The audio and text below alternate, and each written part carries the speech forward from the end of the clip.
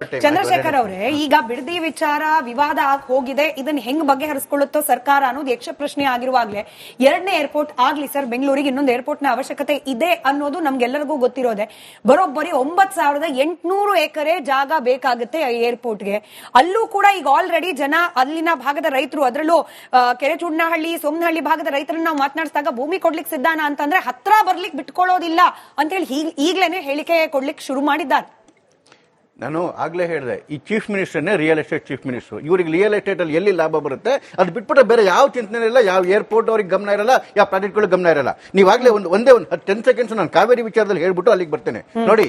ಕಾವೇರಿ ವಿಚಾರದಲ್ಲಿ ಜೂನ್ 30ನೇ ತಾರೀಕು 4 ನಮ್ಮಲ್ಲಿರ್ತಕ್ಕಂಥ ಜಲಾಶಯಗಳೇನಿದೆ, ಕಬಿನಿ, ಹಾರಂಗಿ, ಹೇಮಾವತಿ ಮತ್ತೆ KRS 4 ಸೇರಿ ಕೇವಲ 15.7 TMC ನೀರಿರೋದು. ಕೇವಲ 15 ಒಳಹರಿವಿದ್ದು ಕೇವಲ 4 TMC ಒಳಹರಿವಿರೋದು. ಅಂಥದ್ರಲ್ಲಿ ಇದು ಜೂನ್ 30ಕ್ಕೆ, ಜುಲೈ 8ನೇ ತಾರೀಕು ರಾಮಲಿಂಗಾರೆಡ್ಡಿ ಅವರು ಜಲಸಂಪನ್ಮೂಲ ಸಚಿವರು ಹೇಳಿಕೆ ಕೊಡ್ತಾರೆ, ತಮಿಳುನಾಡಿಗೆ ನೀರು ಬಿಡಲ್ಲ ಅಂತ ನಾವು ಹೇಳೇ ಇಲ್ಲ, ಜಲಮಂಡಳಿ ಹೇಳಿದ್ರೆ ಅದು ಹೇಳ್ದಂಗೆ ಹೇಳ್ತು ಬಿಟ್ಬಿಡ್ತೀವಿ ಅಂತ ಹೇಳಿ. ಏನ್ ಇವ್ರು ತಾತನ ಮನೆ ತಗೊಂಡ್ಬಂದ್ ಬಿಡ್ತಾರ? ಎಲ್ಲಿದೆ ಕುಡಿಯಕ್ಕೆ ನೀರು ಗತಿ ಇಲ್ಲ. ಇವತ್ತು ನೋಡಿ 17 TMC ಬರೀ ಕುಡಿಯೋ ನೀರಿಗೆ ಬೇಕು. ಮಂಡ್ಯ, ಮೈಸೂರು ಮತ್ತೆ ಬೆಂಗಳೂರಿಗೆ 17 TMC ಬೇಕು. ಎಲ್ಲಾ ಸೇರಿಸಿದ್ರು 15 TMC ನೀರಿಲ್ಲ. ಮತ್ತೆ ಇನ್ನೊಂದು ನೋಡಿ, ಯಾವಾಗ್ಲೂ ನಮಗೆ ಮುಂಗಾರು ಬರ್ತದೆ, ಇದಾದ್ಮೇಲೆ ತಮಿಳುನಾಡಿಗೆ ಹಿಂಗಾರು ಬರ್ತದೆ. ತಮಿಳುನಾಡಿಗೆ ಬಹಳ ಚೆನ್ನಾಗಿ ಮಳೆ ಆಗ್ತದೆ, ನಮ್ಗೆ ಇಲ್ಲಿ ಬಿಟ್ಟು ನಮ್ಮನ್ನು ಮುಗಿದ ಮೇಲೂ ಕೂಡ ಅವ್ರಿಗೆ ಬರ್ತಾ ಇರ್ತದೆ. ಕಳೆದ ವರ್ಷ ಪ್ರತಿ ವರ್ಷ ಏನು ನ್ಯಾಯಾಧೀಕರಣ ಹೇಳಿದ್ದು 1.85 lakhs ಎಕರೆಗೆ ಮಾತ್ರ ಮಾಡಬೇಕು ಅಂತೇಳಿ ತಳಾಡಿ ಬೆಳಗ್ಗೆ ಅವರಿಗೆ ಈ ಡ್ಯಾಮಿಂದ ಕೊಟ್ಟಿದ್ದು. ಇವರು 500ರಿಂದ 1000 ಕ್ಯೂಸೆಕ್ಸ್ ಮಾತ್ರ ಬಿಡಬೇಕಿತ್ತು. ಡಿಸೆಂಬರ್ ಇಂದ 2,500 ಕ್ಯೂಸೆಕ್ಸ್ ಇಂದ 14,000 ಕ್ಯೂಸೆಕ್ಸ್ ಬಿಟ್ಟಿದ್ದಾರೆ. ಇವ್ರು ಅಬ್ಜೆಕ್ಷನ್ ಮಾಡಿದ್ರೆ ಕರ್ನಾಟಕ ಗೌರ್ಮೆಂಟ್ ಅವರು ಇಲ್ಲಿವರೆಗೂ ಒಂದು ಅಬ್ಜೆಕ್ಷನ್ ತಗೊಂಡೋಗಿಲ್ಲಲ್ಲ. ನಾಳೆ ಮೀಟಿಂಗ್ ಇದೆ, ಇವ್ರು ಯಾವ್ದು ಅಬ್ಜೆಕ್ಷನ್ ಮಾಡಲ್ಲ. ಹಾಗಾಗಿ ತಮಿಳುನಾಡು ಪರವಾಗಿ ನಾಳೆ ತೀರ್ಪು ಬಿಟ್ರೆ ಇವ್ರು ನೀರು ಬಿಟ್ಬಿಡ್ತಾರಂತೆ. ಎಲ್ಲಿಂದ ಬಿಡ್ತಾರೆ? ಮತ್ತೆ ತಿರ್ಗಾ ರೈತರು ಬಾಳು ಇವ್ರಿಗೆ ಏನಾಗಬೇಕಾಗಿದ್ದೀರಿ? ಈಗಲೇನೆ ಇವನ್ JDS ಅವರು ಮಾತಾಡಿದ್ರು, ಅಶೋಕ್ ಅವರು ಮಾತಾಡಿದ್ರು, ಕದ್ದು ಮುಚ್ಚುನು 1,000 ಕ್ಯೂಸೆಕ್ ನೀರು ತಮಿಳು ಇದಕ್ಕೆ ಕಾವೇರಿ ಬಿಡ್ತಾ ಇದ್ದಾರೆ ಅಂತೇಳಿ ಟಿವಿ ಮಾಧ್ಯಮದವರು ತೋರಿಸಿದ್ರು. ಇಲ್ಲಿ ಅಷ್ಟು ದೊಡ್ಡ ನಾಲೆಗೆ ಬಿಡಕ್ಕೆ ನೀರಿಲ್ಲ ಅಂದ್ಮೇಲೆ ಏನು ಹೇಮಾವತಿಯಿಂದ ಅಷ್ಟು ದೊಡ್ಡದಾಗಿ ಕೊಚ್ಕೊಂಡು ಎಲ್ಗೆ ಹೋಗ್ತಾ ಇದೆ ನೀರು? ಸರಿ. ಎರಡನೇ ವಿಚಾರ, ಏರ್ಪೋರ್ಟ್ ವಿಚಾರದಲ್ಲಿ ನೋಡಿ, ಇವರು ಡೆವಲಪ್ಮೆಂಟ್ ಮಾಡಬೇಕಾದ್ರೆ ಪಾವಗಡದಲ್ಲಿ ಹೋಗ್ಬಿಟ್ಟು ಯಾವ್ದು ಸೋಲಾರ್ ಪ್ರಾಜೆಕ್ಟ್ ಮಾಡ್ತಾರೆ. ಯಾಕೆ ಮಾಡ್ತಾರೆ ಮೇಡಮ್? ಅದು ತುಂಬಾ ದೂರ ಇದೆ, ಅಲ್ಲಿ ಮಳೆ ಬರೋದಿಲ್ಲ, ನೀರಲ್ಲಿ ಫ್ಲೋರೈಡ್ ಇದೆ, ಹಾಗಾಗಿ ಅಲ್ಲಿನ ಜನಗಳ ಬಹಳ ಹಸನು ಮಾಡೋದಕ್ಕೆ ಅಲ್ಲಿ ಪ್ರಾಜೆಕ್ಟ್ ಮಾಡ್ತಾರೆ.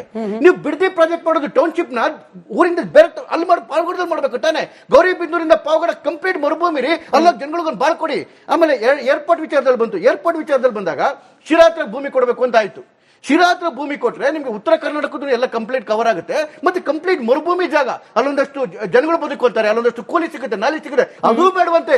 ಎಲ್ಲಾನು ತಗೊಂಡು ಕನಕಪುರ ಸುತ್ತಮುತ್ತ ಮಾಡ್ಕೊಂಡು ಇರೋ ರಿಯಲ್ ಎಸ್ಟೇಟ್ ವ್ಯಾಲ್ಯೂಗಳನ್ನ ಚೆನ್ನಾಗಿ ಜಾಸ್ತಿ ಮಾಡ್ಕೊಂಡು ಲೂಟಿ ಮಾಡೋದು ಒಂದು ಬಿಟ್ಬಿಟ್ರೆ ಈ real estate chief minister mind ಅಲ್ಲಿ ಬೇರೆ ಯಾವುದೂ ಇಲ್ಲ. ಮಂಜುನಾಥ್ ಅಂತ ಹೇಳಿ ಮೈಸೂರಿನಿಂದ ದೂರವಾಣಿ ಸಂಪರ್ಕದಲ್ಲಿದ್ದಾರೆ. ಸರ್ ನಮಸ್ಕಾರ.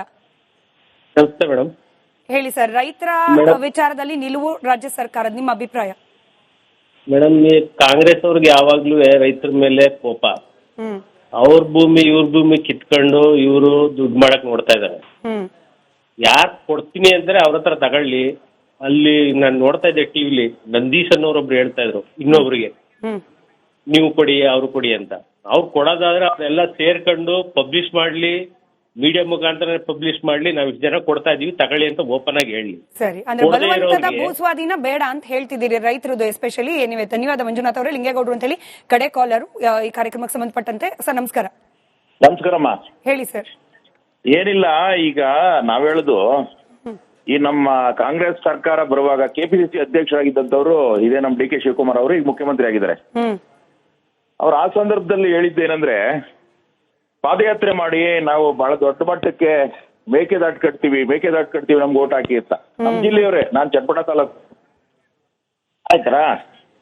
ಆದ್ರೆ ಇವರು ಪಾದಯಾತ್ರೆ ವಿಚಾರನೆ ಮರ್ತ್ಬಿಟ್ರು. ಈಗ ಮೇಕೆದಾಟು ವಿಚಾರನೆ ಮರ್ತ್ಬಿಟ್ರು, ನೀರಾವರಿ ವಿಚಾರ ಮರ್ತ್ಬಿಟ್ರು, ರೈತರು ಮರ್ತ್ಬಿಟ್ರು. ನಮ್ ಚನ್ನಪಟ್ಟಣದಲ್ಲಿ ಉಪಚುನಾವಣೆಗೆ ಬಂದಿದ್ರು. ನಮ್ಮ ಹಳ್ಳಿಗಳಿಗೆ ಪ್ರತಿ ಹಳ್ಳಿಗಳು ಮಾತಾಡ್ಸವ್ರೆ, ನಾನು ಆಮೂಲಾಗ್ರವಾಗಿ ರಾಮನಗರನ ಅಭಿವೃದ್ಧಿ ಮಾಡಿಸ್ಬಿಡ್ತೀನಿ ಅಂತ. ನಾನ್ ಕೇಳುದು ಮೇಡಮ್ ಅವ್ರೆ, ಈಗ ಆಲ್ರೆಡಿ ರೈತರ ವಿಚಾರ ಬಿಟ್ಬಿಟ್ರು, ಯಾವುದೇ ಎಲ್ಲ ಬಿಟ್ಬಿಟ್ಬಿಟ್ರು.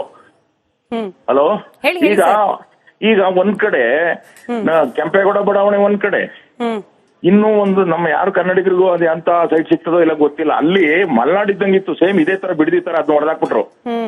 ಇನ್ನೊಂದ್ ಕಡೆ ಅರ್ಕಾವತಿ ಬಡಾವಣೆ ಇಲ್ಲಿ ಕಂಪ್ಲೀಟ್ ಆಗಿಲ್ಲ, ಜನ ಏನು ಮನೆ ಕಟ್ಟಿಲ್ಲ. ಇನ್ನು ಅಂದ್ರೆ ರೈತರು ಭೂಮಿ ಕಸ್ಕೊಳ್ಳೋ ತನಕ ಮಾತ್ರ ಹುಮ್ಮಸ್ ಇರುತ್ತೆ, ಅದಾದ್ಮೇಲೆ ರೈತರಿಗೆ ಭೂಮಿನೂ ಇಲ್ಲ, ಪ್ರಾಜೆಕ್ಟು ಕಂಪ್ಲೀಟ್ ಆಗ್ತಿಲ್ಲ ಅಂತ ಹೇಳ್ತಿದ್ದೀರಿ. ಧನ್ಯವಾದ ಲಿಂಗೇಗೌಡ್ರೆ.